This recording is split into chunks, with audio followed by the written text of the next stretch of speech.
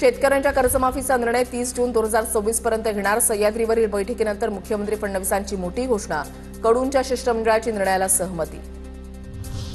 कर्जमाफीवर बैठक सुरू असतानाचा सरकारचा GR. शेतकऱ्यांच्या कर्जमुक्तीसाठी उच्चाधिकार समितीची स्थापना. परदेशींच्या अध्यक्षतेखाली 9 सदस्यीय समिती स्थापन. येत्या 6 महिन्यामध्ये समितीला कर्जमाफी संदर्भात अहवाल सादर करण्याचे आदेश.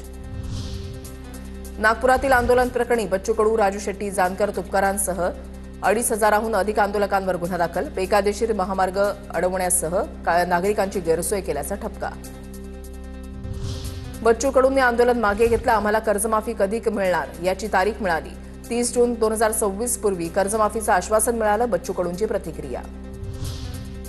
भीमा कोरेगाव प्रकरणामध्ये उद्धव ठाकरेंना कारणे दाखवा नोटीस. चौकशी आयोगानं उद्धव ठाकरेंना नोटीस बजावली. प्रकरणाशी संबंधित कागदपत्र सादर करण्याबाबत दाखल अर्जावर प्रतिसाद न दिल्यानं नोटीस. उद्धव ठाकरेंच्या ताफ्यामध्ये खासगी वाहनांना सायरन. पोलिसांकडून वाहनांची चौकशी. दंडात्मक कारवाई न करता पोलिसांनी वाहनांचे सायरन काढण्यास सांगितलं. निंबाळकरांवर होत असलेल्या आरोपांमागे रामराजे. या सगळ्यामध्ये रामराजेंचा हात असणार. भाजपचे ज्येष्ठ नेते प्रल्हाद साळुंखे यांचा गंभीर आरोप. तर फलटण प्रकरणामध्ये रणजितसिंह नाईक निंबाळकरांवर आरोप. मनसेच्या रंगशारदामधील मेळाव्यामध्ये ईव्हीएम मशीन आणि व्हीव्हीपॅटचं प्रात्यक्षिक. वोट चोरी कशी होते याचं सादरीकरण. व्हीव्हीपॅटला असलेल्या काळ्या काचेचा वापर करत वोट चोरी होत असल्याचा आरोप. लोक आपल्याला मतदान करतायत पण ईव्हीएमच्या भानगडींमुळे पराभव होतोय. राज ठाकरेंचं मेळाव्यामध्ये वक्तव्य. 1 तारखेच्या मोर्चाचा आवाज दिल्लीमध्ये गेला पाहिजे. राज ठाकरेंचं मेळाव्यातून आवाहन.